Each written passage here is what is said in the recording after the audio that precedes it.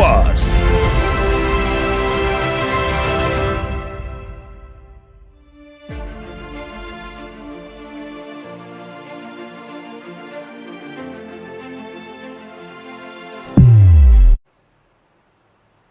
Hi friends, మనం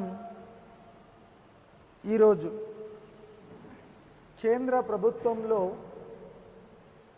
ఒక టాపిక్గా ఉన్నటువంటి భారత ప్రధానమంత్రి గురించి డిస్కస్ చేద్దాం. Prime minister of India, right నాన్న? మనము లాస్ట్ వీడియోలో దేని గురించి అంటే ఉపరాష్ట్రపతి గురించి చెప్పుకున్నాం. దేని గురించి? ఉపరాష్ట్రపతి గురించి చెప్పుకున్నాం. ఇప్పుడు ప్రధానమంత్రి గురించి మనం డిస్కస్ చేద్దాం.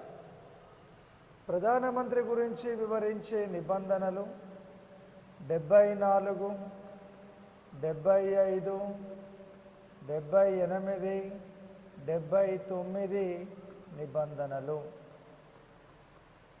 ఈ నిబంధనలు అన్నీ మనకు 5వ భాగములో కనబడతాయి. ఏ భాగంలో కనబడతాయి?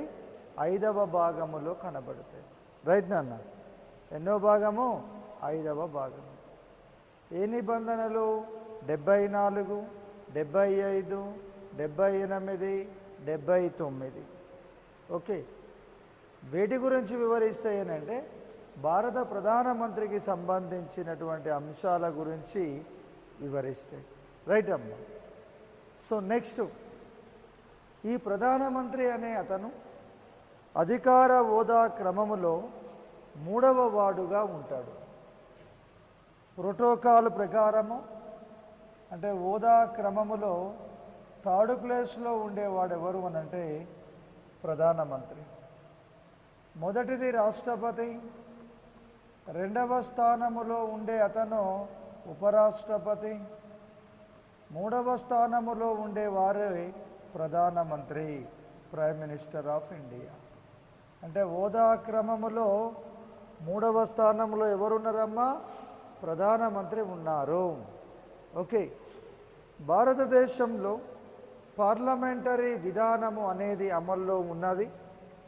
ఈ పార్లమెంటరీ విధానము ఎక్కడ ఉన్నా, ఏ దేశములో ఉన్నా, పార్లమెంటరీ విధానము ఏ దేశంలో ఉన్నా అక్కడ 2 రకాలైనటువంటి కార్యనిర్వాహక వర్గాలు ఉంటాయి. ఒకటేమో నామమాత్రమైన కార్యనిర్వాహక వర్గము. ఓకే, నామమాత్రమైన కార్యనిర్వాహక వర్గము. రెండవది ఏంటిది? వాస్తవ కార్యనిర్వాహక వర్గము. వాస్తవ కార్యనిర్వాహక వర్గము. రైట్ నాన్న? సో భారతదేశంలో నామినల్ ఎగ్జిక్యూటివ్కు ఎగ్జాంపుల్ ఎవరు అని అంటే రాష్ట్రపతి. ఓకే, నామమాత్రమైనటువంటి కార్యనిర్వాహక అధికారాలు ఎవరికి ఉంటాయి? రాష్ట్రపతికి ఉంటాయి. మరి వాస్తవ కార్యనిర్వాహక అధికారాలు ఎవరికి ఉంటాయి అని అంటే ప్రధానమంత్రి మరియు మంత్రులకు ఉంటాయి. ప్రధానమంత్రి కేంద్ర మంత్రులు ఎవరైతే ఉంటారో వాళ్లకు ఈ రియల్ ఎగ్జిక్యూటివ్ పవర్స్ అనేవి ఉంటాయి. అంటే భారతదేశంలోనే కాదు, ప్రపంచంలో ఎక్కడైనా సరే పార్లమెంటరీ విధానము అమలులో ఉన్నది అని అంటే అక్కడ 2 రకాలైనటువంటి కార్యనిర్వాహక వర్గాలు ఉంటాయి. ఒకటేమో నామినల్ ఎగ్జిక్యూటివ్, రెండవదేమో రియల్ ఎగ్జిక్యూటివ్ అనేసి ఉంటాయి. ఒకటి నామినల్ ఎగ్జిక్యూటివ్, 2 రియల్ ఎగ్జిక్యూటివ్ అనేవి ఉంటాయి. నామినల్ ఎగ్జిక్యూటివ్కి ఎగ్జాంపుల్ ఎవరు అంటే రాష్ట్రపతి. రియల్ ఎగ్జిక్యూటివ్కి ఎగ్జాంపుల్ ఎవరు అని అంటే ప్రధానమంత్రి మరియు మంత్రులు. మన భారతదేశంలో దేశానికి అధిపతి ఎవరు అంటే రాష్ట్రపతి. భారతదేశానికి అధిపతి ఎవరు అంటే రాష్ట్రపతి. హెడ్ ఆఫ్ ద కంట్రీ అంటే ప్రెసిడెంట్. అదే భారత ప్రభుత్వానికి అధిపతి ఎవరు అని అంటే ప్రధానమంత్రి అని మనం చెప్పాలి. Head of the union government is prime minister. Head of the country is president.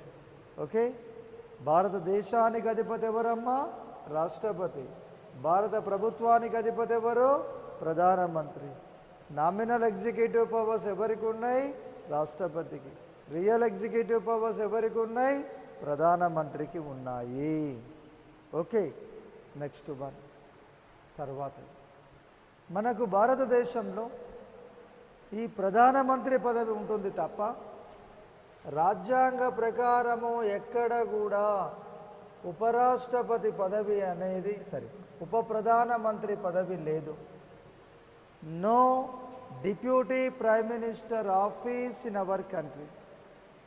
ఉప ప్రధానమంత్రి పదవి, ఉప ముఖ్యమంత్రి పదవి ఉండదు. ఉప ప్రధానమంత్రి పదవి ఉండదు, ఉప ముఖ్యమంత్రి పదవి కూడా ఉండదు అనే మాటను మనం గుర్తుపెట్టుకోవాలి. కానీ కొన్ని ప్రత్యేకమైన సందర్భాలలో ఉప ప్రధానమంత్రి పదవిని ఇవ్వడం జరుగుతూ ఉంది, ఉప ముఖ్యమంత్రి పదవిని కూడా ఇవ్వడం జరుగుతూ ఉంది. ఓకే, భారతదేశంలో మొట్టమొదటి ఉప ప్రధానమంత్రి ఎవరు అనంటే సర్దార్ వల్లభాయ్ పటేల్. ఎవరమ్మా? సర్దార్ వల్లభాయ్ పటేల్. రైట్. మరి చివరిసారిగా ఉప ప్రధానమంత్రిగా పనిచేసింది ఎవరు అనంటే ఎల్కే అద్వానీ. ఎల్కే అద్వానీ.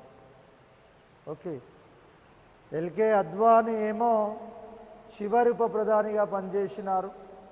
అటల్ బిహారీ వాజ్పేయి ప్రభుత్వంలో ఆయన ఉప ప్రధానిగా పనిచేసినారు. ఓకే, జవహర్ లాల్ నెహ్రూ ప్రభుత్వంలో సర్దార్ వల్లభాయ్ పటేల్ ఉప ప్రధానమంత్రిగా పనిచేసినారు. ఓకే, కాబట్టి భారతదేశంలో రాజ్యాంగ ప్రకారం ఉప ప్రధానమంత్రి పదవి లేకపోయినా కొన్ని ప్రత్యేకమైనటువంటి పరిస్థితులలో ఉప ప్రధానమంత్రి పదవిని కల్పించటము జరిగింది. రైట్ అమ్మ. ఇక పోతే నెక్స్ట్ వన్, మనకు ఉప ప్రధానమంత్రి పదవిని ఏ విధంగా అభివర్ణించినారు అనంటే చేతికి 6వ వేలు లాంటిదిగా పేర్కొనడం జరిగింది. చేతికి 6వ వేలు లాంటిదిగా పేర్కొనడం జరిగింది. ఏంటిది అది? ఉప ప్రధానమంత్రి పదవిని. ఉప ప్రధానమంత్రి పదవిని ఏ విధంగా అభివర్ణించినారు అనంటే చేతికి 6వ వేలు లాంటిదిగా అభివర్ణించటం జరిగింది. రైట్ నండి. నెక్స్ట్ వన్, మనకు భారతదేశంలో మొట్టమొదటి ఉప ప్రధానమంత్రిగా పనిచేసింది ఎవరు అని అంటే వల్లభాయ్ పటేల్ అని చెప్పినాం. చివరిసారి ఉప ప్రధానమంత్రిగా పనిచేసింది అద్వానీ అని చెప్పినాం.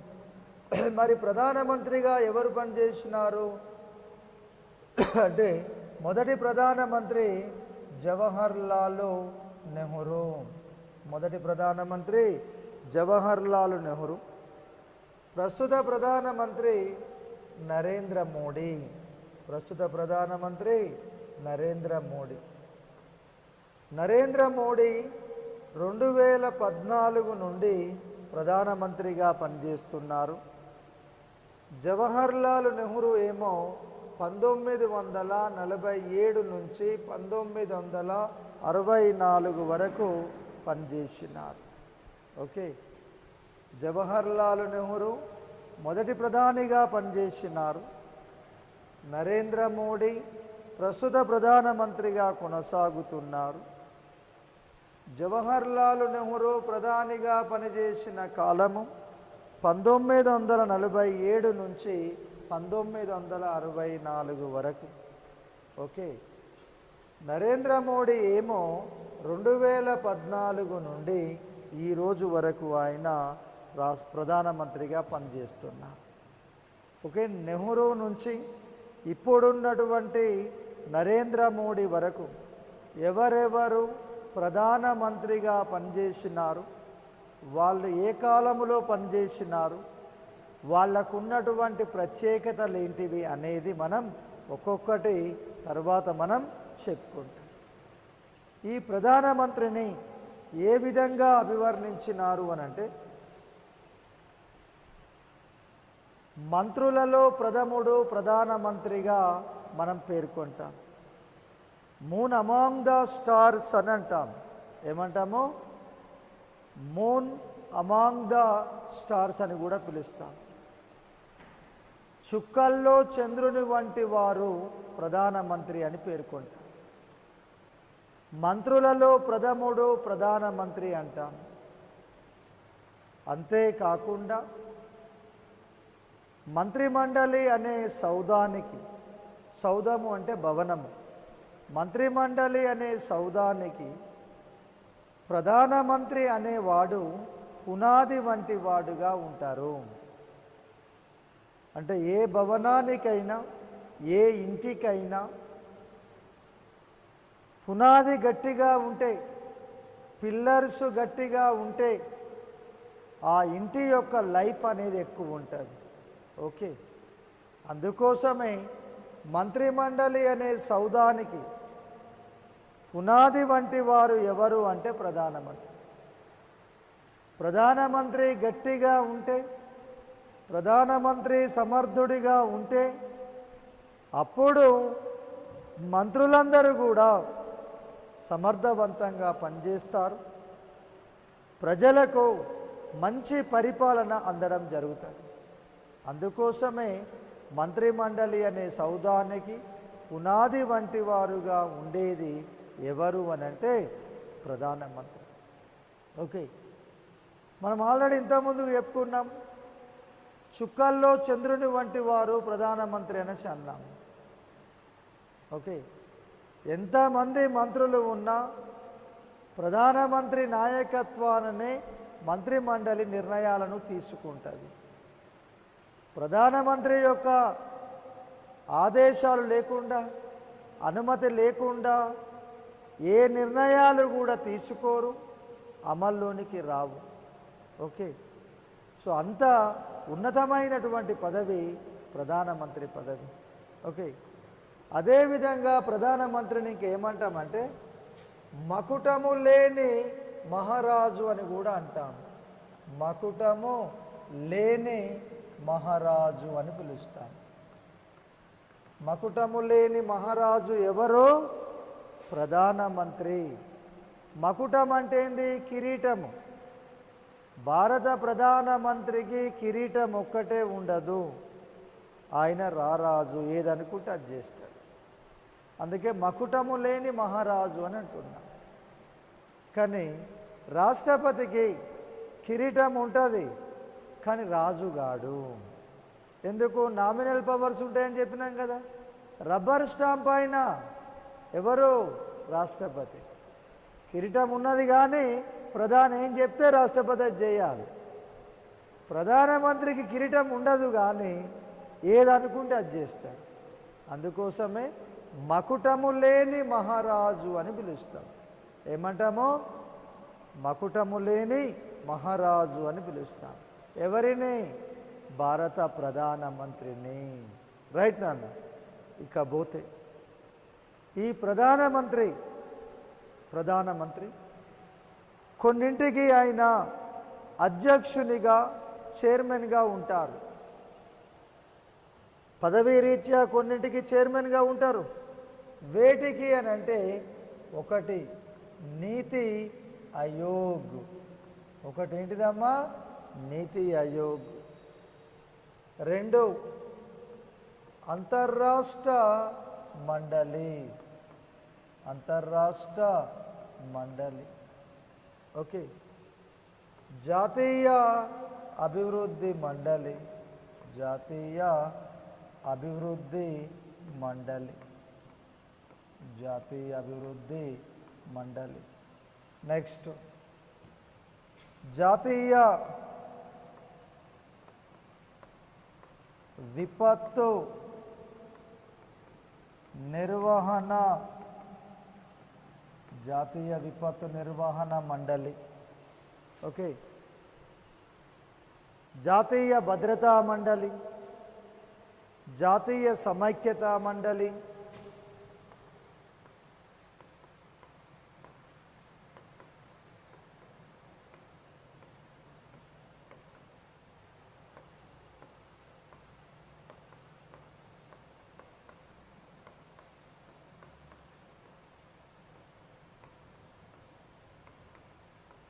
వీటికి చైర్మన్గా ఉంటారు ఎవరు? ప్రధానమంత్రి. అయితే ఒకప్పుడు ప్రణాళిక సంఘం ఉండేది. ఆ ప్రణాళిక సంఘం స్థానములోనే నీతి ఆయోగ్ అనేది ఏర్పడింది. జనవరి 1, 2015 నాడు national institute for transforming India అనే ఒక రాజ్యాంగేతర సంస్థను ఓకే ఏర్పాటు చేయడం జరిగింది. ఓకే, నరేంద్ర మోడీ అధికారంలోకి వచ్చిన తర్వాత సబ్కా సాత్ సబ్కా వికాస్ అనే నినాదముతోటి సమాఖ్య వ్యవస్థను పరిరక్షించాలన్న సంకల్పముతోటి రాష్ట్రాల సహకారముతోటే రాష్ట్రాల భాగస్వామ్యముతోటే భారతదేశాన్ని అభివృద్ధి పరచవచ్చును అన్న ఉద్దేశముతోటి ప్రణాళిక సంఘాన్ని రద్దు చేసి దాని స్థానములో నీతి ఆయోగ్ను ఏర్పాటు చేసినారు. ఆ నీతి ఆయోగ్లో రాష్ట్రాల ముఖ్యమంత్రులే కాదు, రాష్ట్రాల గవర్నర్లు కూడా ఈ నీతి ఆయోగ్లో సభ్యులుగా ఉంటారు. నీతి ఆయోగ్లో సభ్యులుగా ఉంటారు. సో ఈ విధంగా భారతదేశంలో ప్రధానమంత్రి ఎవరైతే ఉంటారో అతడు ఆటోమేటిక్గా వీటన్నింటికి అధ్యక్షునిగా లేదా చైర్మన్గా ఉంటారు అనే విషయాన్ని గుర్తుపెట్టుకోండి ఫ్రెండ్స్. ఓకేనా? నెక్స్ట్, లోక్పాల్ వ్యవస్థను తీసుకొచ్చినారు. అంటే ప్రధానమంత్రిని కూడా ఏదైనా అవినీతికి పాల్పడితే ప్రధానమంత్రిని కూడా లోక్పాల్ పరిధిలోకి తీసుకొచ్చే విధంగా ఒక చట్టాన్ని తీసుకురావడం జరిగింది. ఓకే, అంటే పారదర్శకంగా పరిపాలన జరపాలి, అవినీతి లేకుండా పరిపాలన కొనసాగాలి అన్న ఉద్దేశంతోటి లోక్పాల్ వ్యవస్థను భారతదేశంలో అమల్లోనికి తీసుకురావడము జరిగింది. ఓకే, నెక్స్ట్ వన్ తర్వాత మనకు ప్రణాళిక సంఘం ప్రణాళిక వ్యవస్థను భారతదేశంలో ఏర్పాటు చేసింది ఎవరు అని అంటే జవహర్లాల్ నెహ్రూ. ప్రణాళిక సంఘము ఏర్పడింది 1950, కానీ మొట్టమొదటి పంచవర్ష ప్రణాళిక అమల్లోనికి వచ్చింది 1951. చాలా ఎగ్జామ్స్లో క్వశ్చన్స్ అడిగిండు, ప్రణాళిక సంఘం మొదటి చైర్మన్ ఎవరు అని అడిగిండు. జవహర్లాల్ నెహ్రూ అని చెప్పండి. ప్రణాళిక సంఘానికి చివరి అధ్యక్షుడు ఎవరని అడగొచ్చు రేపు మీకు. ఆన్సర్ ఏం చెప్పాలి? నరేంద్ర మోడీ అని చెప్పాలి. నీతి ఆయోగ్ మొదటి చైర్మన్ ఎవరు? నరేంద్ర మోడీ. ఓకే, ప్రణాళిక సంఘము ఏర్పడినటువంటి సంవత్సరం 1950. మొదటి పంచవర్ష ప్రణాళిక అమల్లోనికి వచ్చిన సంవత్సరం 1951. ఓకే, నెక్స్ట్ వన్, మనకు భారతదేశంలో ఈ ప్రధానమంత్రి పదవిని పొందటానికి కొన్ని అర్హతలు అనేవి ఉండాలి. ప్రధానమంత్రుల యొక్క ప్రత్యేకతలు, వరుస క్రమము, పదవీ కాలం ఇవన్నీ మనము లాస్ట్కి చూద్దాం. ఎవరి తర్వాత ఎవరు వచ్చినారు, వాళ్ళు ఏ కాలంలో పనిచేసినారు, ప్రత్యేకతలు ఏంటివి అనేది చెప్పుకుందాం. కంపల్సరీ ఆ ఏరియా నుంచి క్వశ్చన్స్ పడతాయి. ఇక్కడ మనం అర్హతల గురించి చూద్దాం. ఎవరి అర్హతలు? భారత ప్రధానమంత్రి యొక్క అర్హతలు. ఎవరి అర్హతలు?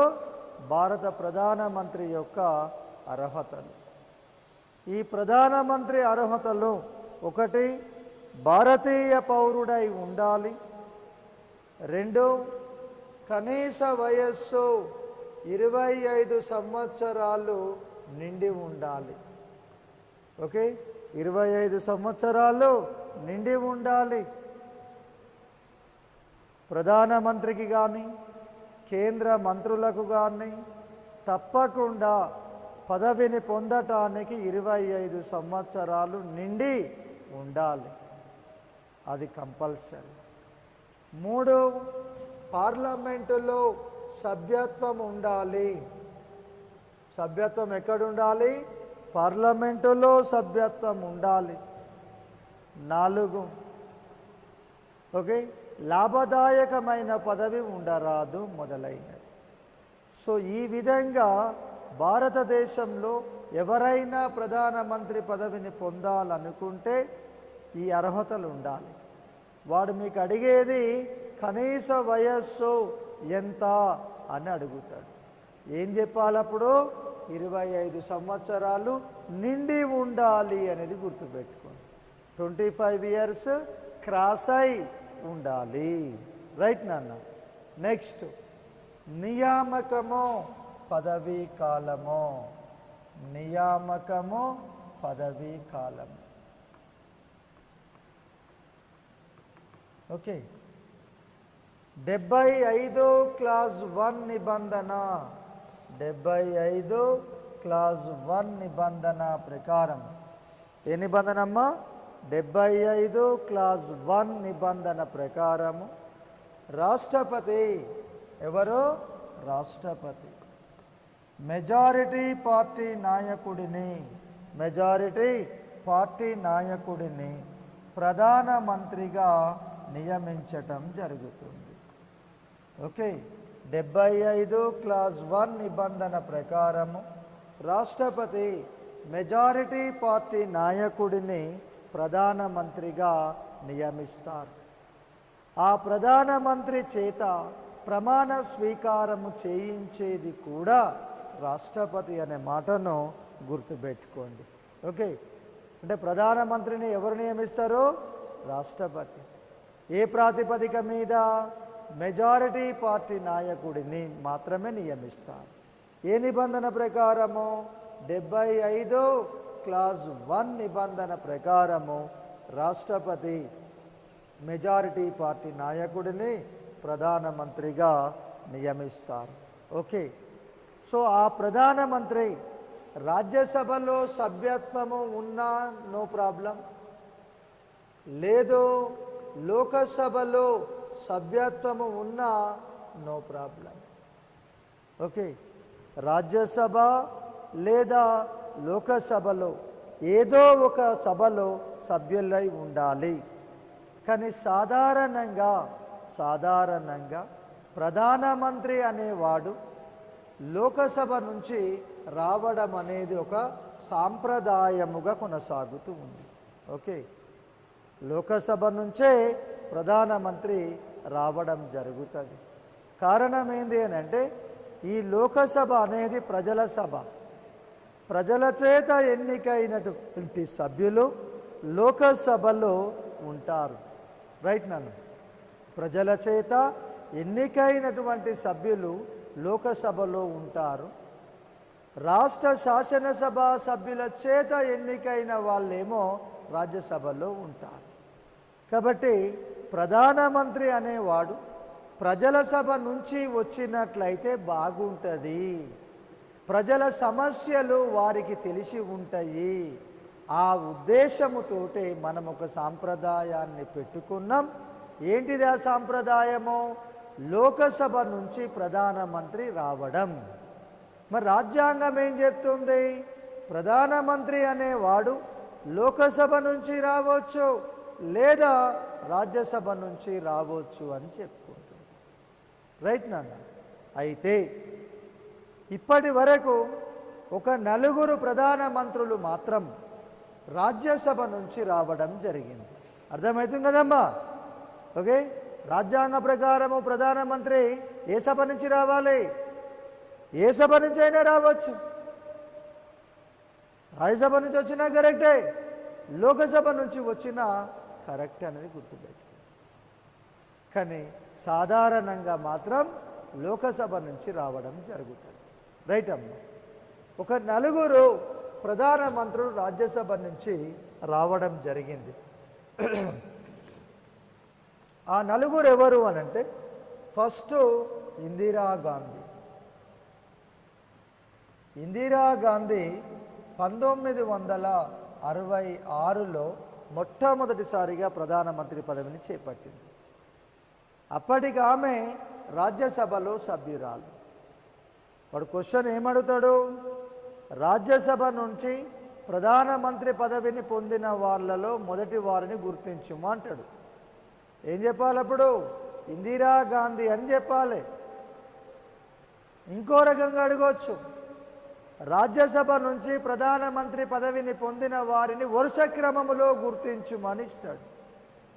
ఒక్కొక్క ఆప్షన్లో 4 పేర్లు ఇస్తాడు. నీకు నలుగురు అనేదే తెలియదాయే. ఓకే, వాడేమడుగుతున్నాడు? అదే ఈ నలుగురు రాజ్యసభ నుంచి ప్రధానమంత్రి పదవిని పొందినరు బై. ఈ నలుగురిలో ఎవరి తరువాత ఎవరు ప్రధానమంత్రి పదవిని చేపట్టినరో చెప్పు అని అంటాడు. అప్పుడు మనం ఏం చేస్తాము? సింపుల్గా చేతులు పైకి లేపెడతాం, వీఆర్ హెల్ప్లెస్ అని చెప్తాం. ఊకుంటారు వాళ్ళు, ఆన్సర్ తప్పు పెట్టినవరా అని చెప్తారు.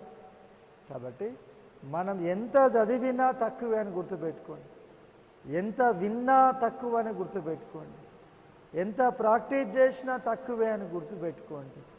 ఇంకా ఇంకా ఇంకా ఇంకా సిస్టమేటిక్గా మనస్ఫూర్తిగా కమిట్మెంట్ తోటి మనము చదివితేనే ఇప్పుడు అడిగేటటువంటి క్వశ్చన్లకు ఆన్సర్ చేసే పరిస్థితి ఉంటుంది. ఇంతకుముందు మాదిరిగా క్వశ్చన్స్ అడుగుతలేడు, అడిగాడు. ఆ రోజులు పోయినాయి. అప్లికేషన్ మెథడ్లో క్వశ్చన్స్ అడుగుతున్నాడు, కాన్సెప్ట్ బేస్డ్ క్వశ్చన్స్ అడుగుతున్నాడు. కాబట్టి 1కి 10 సార్లు వినండి, చదవండి, ప్రాక్టీస్ చేయండి, డిస్కస్ చేయండి, డౌట్స్ క్లారిఫై చేసుకోండి. అట్లా అయితేనే నీకు ఆ కాన్సెప్ట్ మీద బాగా అవగాహన వస్తుంది. ఎప్పుడైతే నీకు ఆ కమాండింగ్ ఉంటుందో అప్పుడు క్వశ్చన్ వాడు ఎట్లా అడిగినా మనం ఆన్సరు చేస్తాం. ఓకేనా? నెక్స్ట్ మొట్టమొదట ఆమె ఎవరు? ఇందిరాగాంధీ. రాజ్యసభ నుంచి ప్రధానమంత్రి పదవిని పొందిన వాళ్ళు మొత్తం ఎందరు? 4. నలుగురిలో ఫస్ట్ ఎవరు అనంటే ఇందిరాగాంధీ. మరి రెండో వాళ్ళు ఎవరు? హెచ్డి దేవేగౌడ. హెచ్డి దేవేగౌడ. ఈయన 1996లో ఓకే 1996లో ఈయన ప్రధానమంత్రి పదవిని చేపట్టింది. నెక్స్ట్ మూడవది ఇంద్రకుమార్ గుజ్రాల్.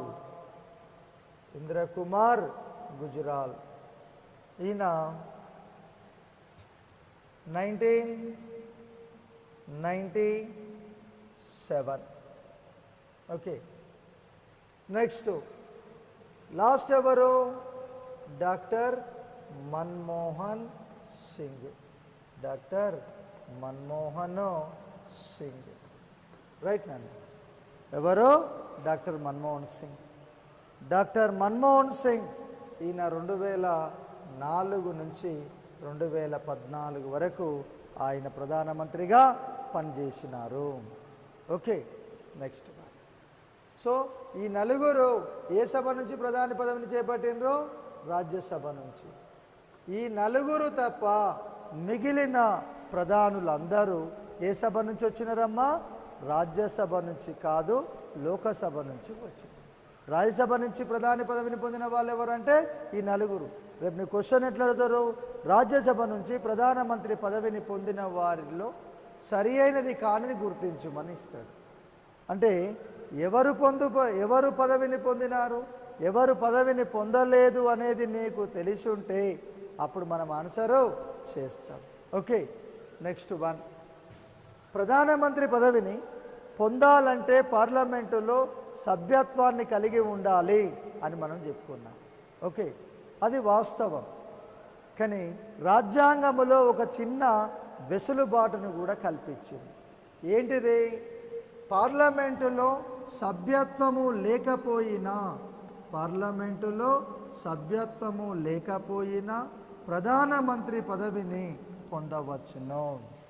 పార్లమెంటులో సభ్యత్వము లేకపోయినా ప్రధానమంత్రి పదవిని పొందవచ్చును. రైట్ నాన్న.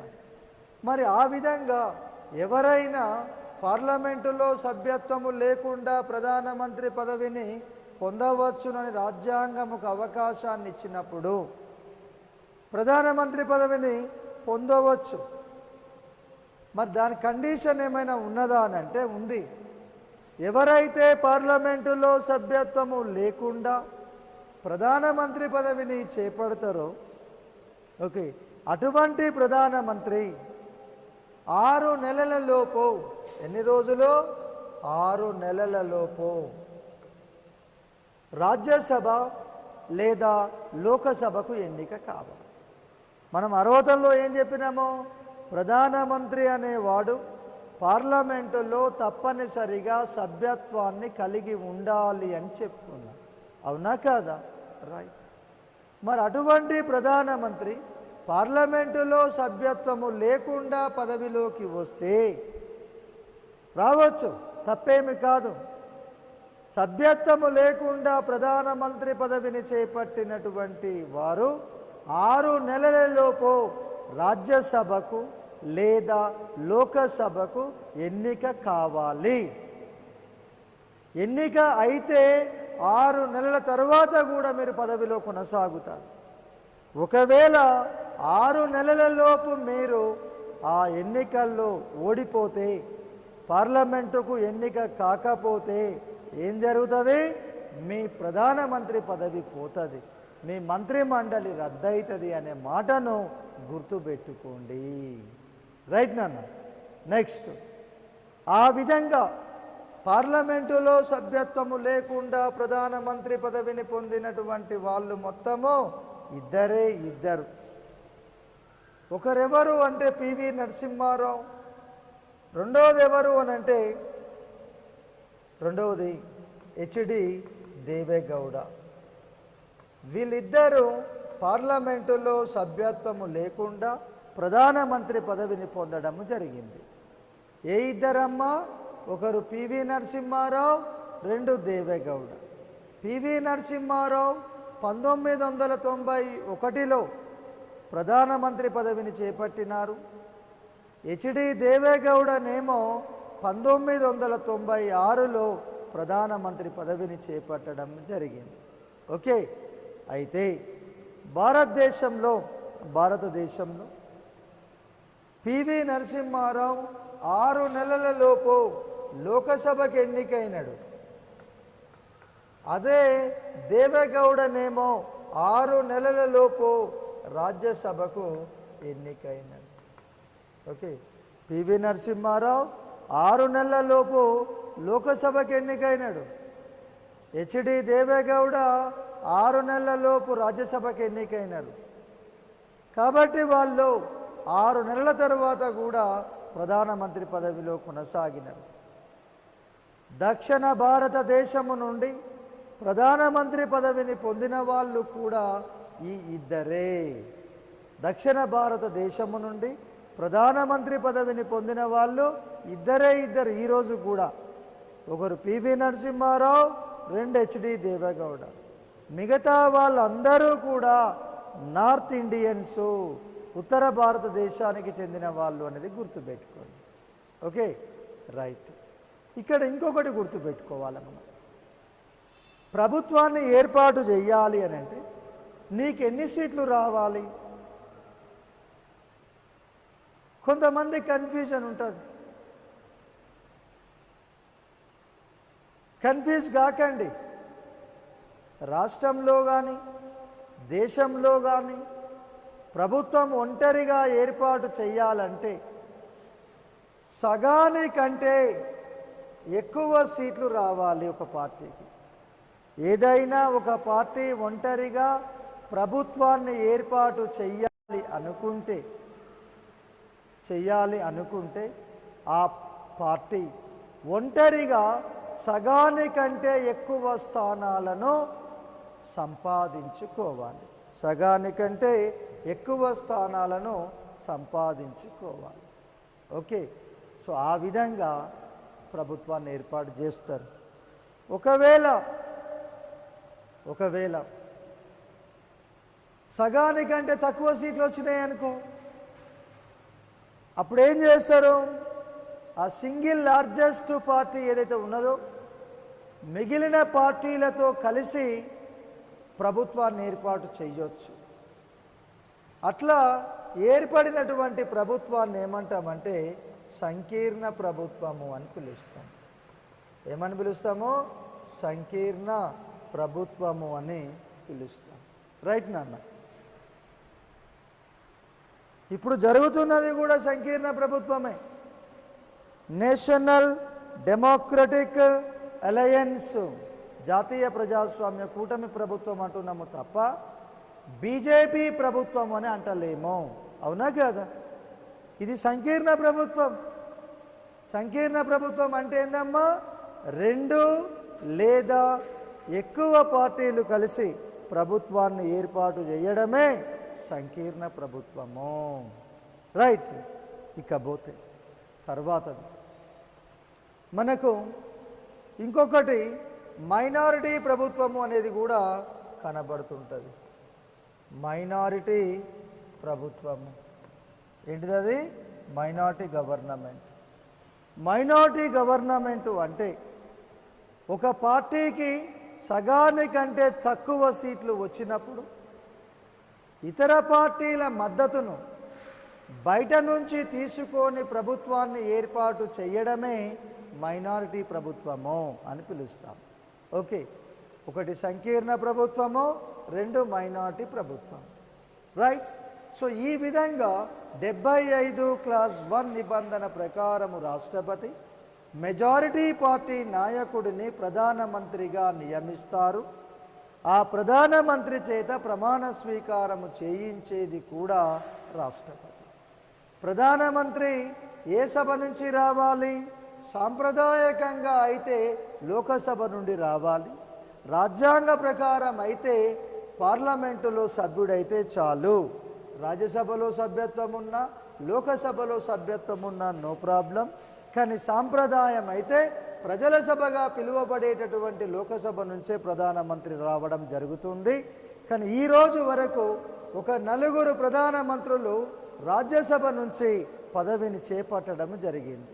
ఆ 4 ఒకరు ఇందిరాగాంధీ, 2 దేవేగౌడ, 3 ఇంద్రకుమార్ గుజరాల్, 4 మన్మోహన్ సింగ్. నెక్స్ట్ నియామకము తర్వాత మనకు ప్రధానమంత్రి పదవీ కాలం అనేది ఒకటి చూద్దాం. రాజ్యాంగ ప్రకారము ప్రధానమంత్రి పదవీ కాలము 5 సంవత్సరాలు. ఎప్పటి నుంచి? మీరు ఏ రోజైతే బాధ్యతలను చేపట్టినారో, ప్రమాణ స్వీకారం చేసినారో ఆ రోజు నుంచి మీ పదవీ కాలము పరిగణలోనికి తీసుకుంటారు. That is 5 years. ఉదాహరణకు మీరు చూడండి, నరేంద్ర మోడీ 2014లో తొలిసారిగా ప్రధానమంత్రిగా ప్రమాణ స్వీకారం చేసింది మే 26, 2014. 2019లో కూడా రెండవసారి ఎన్డీఏ ప్రభుత్వము ఏర్పడ్డది. అది కూడా నరేంద్ర మోడీ నాయకత్వంలోనే. రెండవసారి ప్రధానమంత్రిగా ప్రమాణ స్వీకారం ఎప్పుడు చేసినారు అని అంటే మే 30, 2019 అనేది గుర్తుపెట్టుకోండి. మీరు మే 30 నాడు ప్రమాణ స్వీకారం చేసినారు కాబట్టి ఆ రోజు నుంచి మీ పదవీ కాలం ఎంతమ్మా? 5 సంవత్సరాలు అనేది గుర్తుపెట్టుకోండి. సో రాజ్యాంగ ప్రకారము ప్రధానమంత్రి పదవీ కాలము 5 సంవత్సరాలు. నెక్స్ట్, ప్రధానమంత్రి వాస్తవంగా లోకసభలో విశ్వాసము ఉన్నంత వరకే పదవిలో కొనసాగుతారు. రాజ్యాంగ ప్రకారము ప్రధానమంత్రి పదవీ కాలం 5 సంవత్సరాలు కావచ్చు, ఓకే. కానీ వాస్తవంగా లోకసభ విశ్వాసము ఉన్నంత వరకే పదవిలో కొనసాగుతారు. లోకసభ విశ్వాసం కోల్పోయినప్పుడు పదవి పోతుంది. ఎగ్జాంపుల్ మీరు చూడండి, మొరార్జీ దేశాయ్, ఓకే, దేవేగౌడ, తర్వాత చాలామంది విపి సింగ్ కావచ్చు, చంద్రశేఖర్ కావచ్చు, తమ పదవులను కోల్పోయినారు. ఈవెన్ వాజ్పేయి కూడా. అంటే లోకసభ విశ్వాసం ఉన్నంత వరకు మీరు పదవిలో కొనసాగుతారు. లోకసభ విశ్వాసము పోయింది అని అంటే మీ పదవిని కోల్పోవడం జరుగుతుంది. ఏ కారణము చేతనైనా ప్రధానమంత్రి తన పదవికి రాజీనామా చేయాలి అనుకుంటే తమ రాజీనామా లేఖను ఎవరికి ఇవ్వాలి?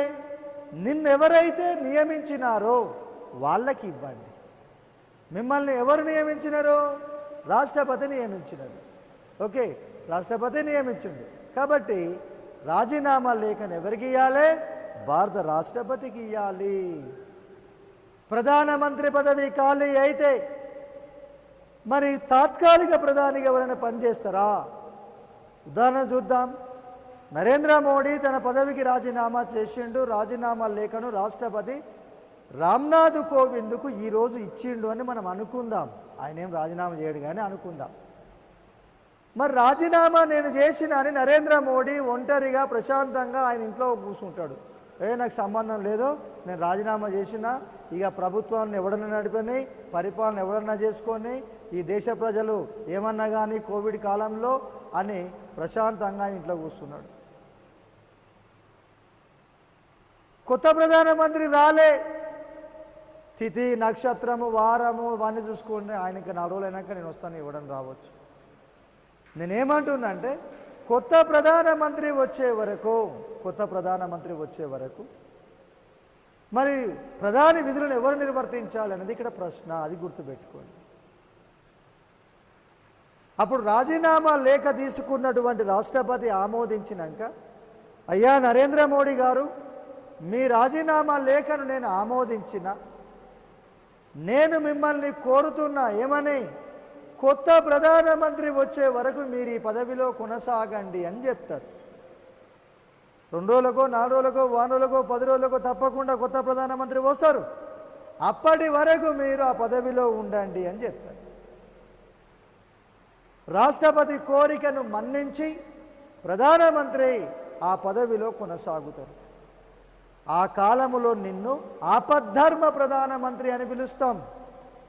ఆ కాలములో నీ ప్రభుత్వాన్ని ఆపద్ధర్మ ప్రభుత్వం అని పిలుస్తాము. గుర్తుపెట్టుకోండి ఈ మాట. ప్రధానమంత్రి కొన్ని సందర్భాలలో పదవిని కోల్పోతారు. ఎప్పుడు?